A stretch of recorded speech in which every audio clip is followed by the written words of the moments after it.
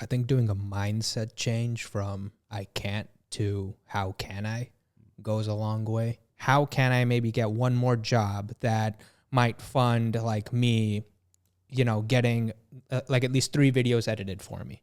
And maybe that will give me, some hours back that I could do another job, or maybe, 2 jobs. And now I have more funds to do it. Like, just think about how can I, and so as it pertains to your business and your goals, like, and oftentimes just that mindset change gives you the answers that you need to actually get rolling on some of these, instead of constantly being trapped in what you feel like you have to do by yourself all the time.